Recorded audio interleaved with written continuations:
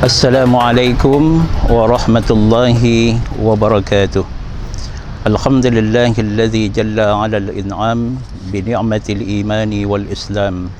Wassalatu wassalamu ala sayyidi auladi adnan Muhammadin sallallahu alaihi wasallam alladzi hadahu Allahu bil Qur'an wa ala alihi wa sahbihi wat tabi'in wa tabi'i tabi'ihim alladzina ayyadahumullahu bil burhan. Allahumma salli ala Muhammad wa ala ali Muhammad. Ibu-ibu dan bapa-bapa, saudara-saudara, pemirsa Padang TV yang dimuliakan oleh Allah Subhanahu wa taala. Pada kesempatan ini kita akan membahas pesan agama terkait dengan iftar. Rasulullah sallallahu alaihi wasallam bersabda, "Man fattara sha'ima kana lahu ka ajri shaimi." Barang siapa yang memberikan perbukaan untuk orang yang berpuasa, maka dia akan diberikan pahala seperti pahala orang yang berpuasa. Jadi, jika seseorang menginginkan pahala seperti orang yang berpuasa, ada satu aktivitas yang perlu dilakukan, yakni memberi perbukaan untuk orang yang berpuasa. Di sini hadis menyebutkan man fattara, siapa yang memberikan perbukaan, shaiman, orang yang berpuasa. Tidak dibedakan orang kayakah yang berpuasa atau miskin, tetapi dari segi keutamaan, tentulah yang diutamakan itu adalah orang-orang yang miskin, anak-anak yatim, serta orang yang tidak dapat diberikan kesempatan untuk beraktivitas bekerja sehingga menghasilkan penghasilan. Yang dalam Al-Quran disebut dengan wa yut'imuna at-ta'ama 'ala hubbihi miskinan wa yatiman wa asira.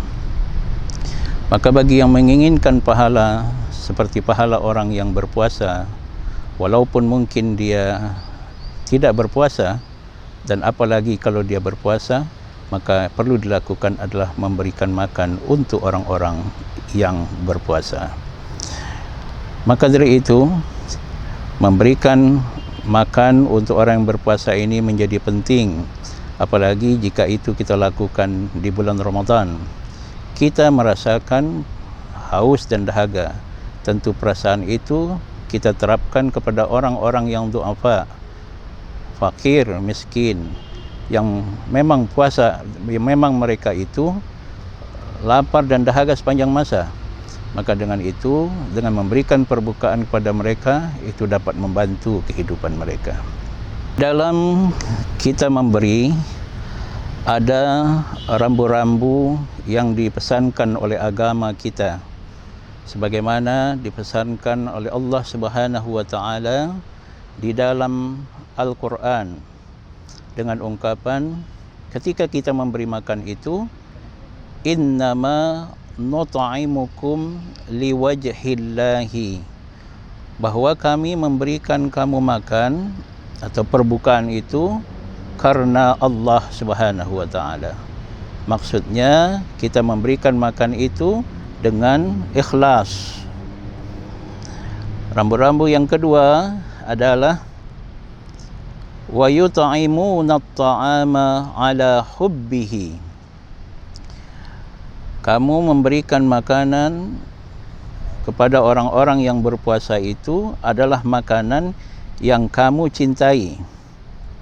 Jika kamu menyukai makanan 35.000 satu kali kamu makan, maka makanan yang kita cintai itu juga kita berikan kepada orang-orang yang berpuasa, yang miskin, yatim, dan sebagainya itu. Jangan kita yang memakan 35.000, justru ketika kita berikan kepada orang, justru yang diambil adalah yang 20.000 atau yang 10.000. Kemudian rambu yang ketiga adalah janganlah kita memberi makanan atau iftar itu menyakiti kalbu orang yang kita berikan iftar kepadanya. Ya. Kadang-kadang kita memberi tetapi tutur kata kita mengiringi pemberian kita itu yang kadang-kadang menyakitkan kalbunya. Dan terakhir yang perlu kita perhatikan adalah jangan kita itu memberi mengharapkan yang lebih banyak dari orang-orang yang kita beri itu. Apalagi ini orang fakir dan miskin serta anak-anak yatim.